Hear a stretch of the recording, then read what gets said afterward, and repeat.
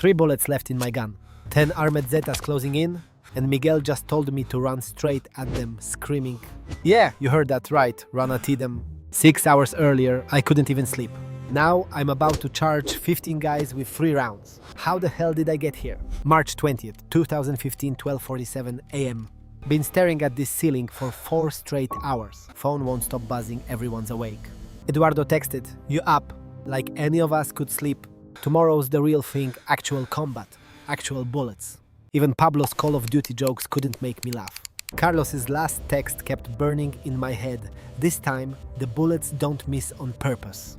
2:15 a.m., threw up for the 3rd time. Nerves, fear, whatever you want to call it. Looked in the mirror, I looked like a Serpiente on the outside. Inside, still that kid stealing oranges? Phone rang Carlos, 2 a.m. He didn't ask if I was awake, just said, "Meet me at the bar, now." The bar was dead, except one light in the back. Carlos and Ramon already drinking, heavy drinking. Ramon looked at me with those hard eyes. "Sit down, kid." Carlos poured me a shot without asking. "Pre-battle ritual, Piate," he said. "Everyone handles fear differently." I told them I wasn't scared. They both laughed hard. "Bullshit. You're terrified. I can see it." "That's good. Fear means you're smart." I asked if they were scared. Ramon's face went dark. "Every single time. 20 years doing this? Still scared every time?" Then Carlos got serious, told me something I'll never forget. "Tomorrow, you're gonna see real violence, not the test, not the execution. Real combat. Bullets flying everywhere, people screaming, blood, chaos. And in that chaos, your brain will do one of 2 things. Option 1, you freeze, you panic, you die. Option 2, you let training take over. You move, you survive. There's no option 3. Ramon stood up, put his hand on my shoulder. "Look at me. You're gonna be okay. You know why? Because you ran towards danger yesterday. That means you got the instinct. Trust it." Whole team assembled at the warehouse. Carlos, Ramon, Miguel with that mean scar, Pablo grinning like a maniac, Eduardo pale and sweating, and me trying not to shake. Carlos laid it out straight. Los Zetas hitting our warehouse at 6 a.m. We know because we got an informant. They think it's empty, coming to steal product and burn it down. Instead, they're walking into an ambush, Miguel added. Estimated 6 to 10 hostiles, armed, experienced. Not the fake Zetas from yesterday. These guys will actually shoot to kill. Eduardo looked like he was gonna throw up. I probably looked worse. We took positions inside the warehouse. Carlos and Ramon on the main floor behind cover. Miguel in the rafters with a rifle. Pablo at the back exit. Eduardo and me on the upper catwalk, same as yesterday. Except this time, it's real.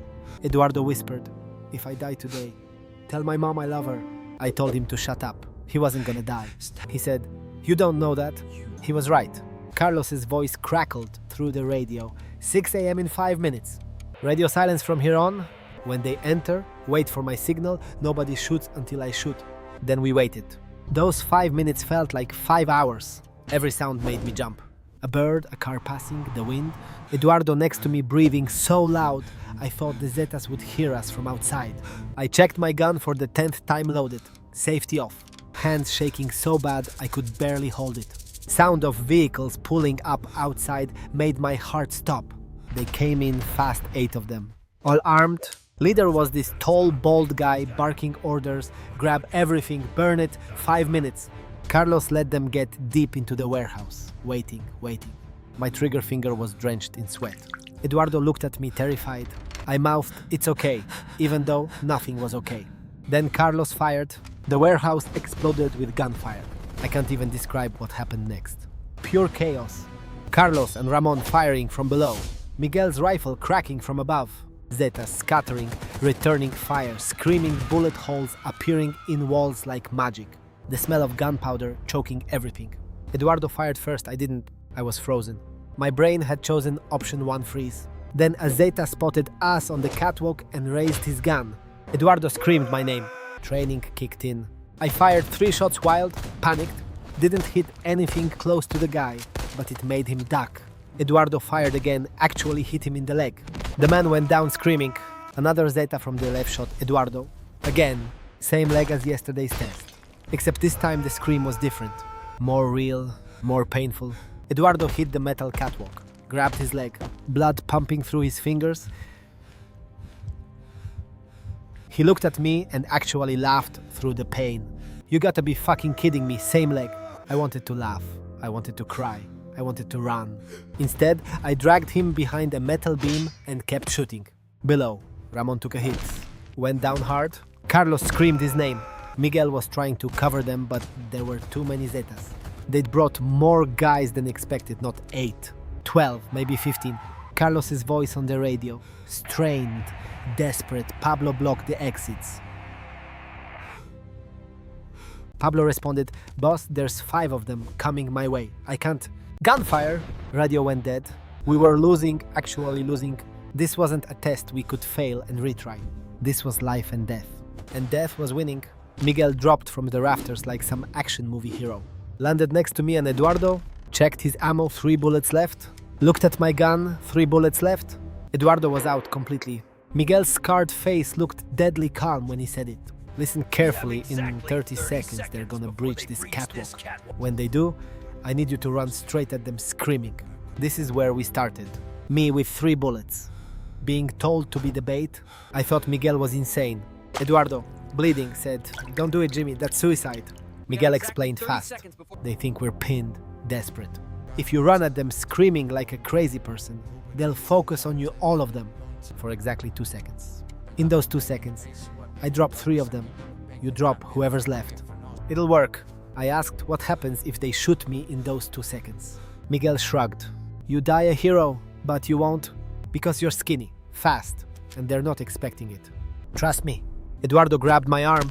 There's gotta be another way. But there wasn't. We could hear them coming up the stairs. 10 seconds.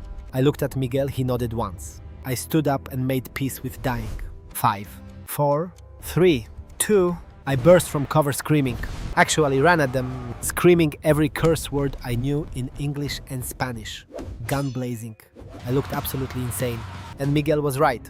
For exactly 2 seconds, every single Zeta on that catwalk stared at me like I'd lost my mind. Because I had, and in those 2 seconds, Miguel killed 3 of them, perfect headshots. That left 2, both raising their guns at me. I had 3 bullets fired, all 3. 1 missed completely. 1 hit the wall. 1 pure luck hit the first guy in the shoulder, spinning him around. He fell off the catwalk screaming. 2 stories down, the last Zeta, the leader. Bald with a cap aimed right at my head. Empty gun, no bullets. No cover, no options. This was it. I closed my eyes. Single rifle shot from below. Pablo! Perfect shot through the metal grating. The leader dropped, dead before he hit the ground. Then silence, ringing ears. Smoke. The smell of blood and gunpowder everywhere. I stood there, empty gun in hand, breathing like I'd run a marathon. Carlos's voice, sound of everyone alive. One by one, Ramon hit but alive. Miguel good? Pablo good. Eduardo shot again but alive. Then silence, waiting for me. Jimmy, I tried to speak, nothing came out. Jimmy, I'm here, I'm alive. We counted the bodies. 15 Zetas, 12 dead, 3 escaped. 0 Serpientes dead, 3 wounded. 1 absolute miracle that we survived. Carlos limped over to me, bleeding from his side. He looked at me, really looked at me. You just ran at armored enemies with 3 bullets and a scream? That was either the bravest or stupidest thing I've ever seen. I asked which one he thought it was. He smiled through the pain. Both, definitely both. Then he pulled me into a hug, a real hug. You did good, Jimmy, real good.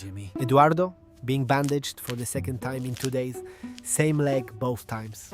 Looked at me and said, next time, can you maybe not use Miguel's insane plans? Twice in the same leg just to prove a point? I asked if he had a better idea. He thought about it. Yeah, don't get in gunfights. We all laughed, actual laughter, in a warehouse full of bodies. Maybe we were all insane, or maybe that's just how you survive this life. You laugh so you don't break. Miguel walked up, that scar on his cheek somehow looking less scary now. He held out his hand. I shook it. You trusted me, not many people do. You'll go far, Jimmy, or die fast, one of the 2. I asked which one he thought. He shrugged. Check back in a month, we'll know by then. I walked out of that warehouse. Sun rising behind me. covered in blood and smoke, but alive. March 20th, 2015, 7:14 a.m. I'd survived my first real battle, killed my first man in combat, earned the respect of killers, and somewhere in that chaos, I'd stopped being the kid who stole oranges. My phone buzzing text from unknown number. Impressive work today. Jimmy, Black Bear wants to see you. Tonight, come alone. The boss, Mark himself,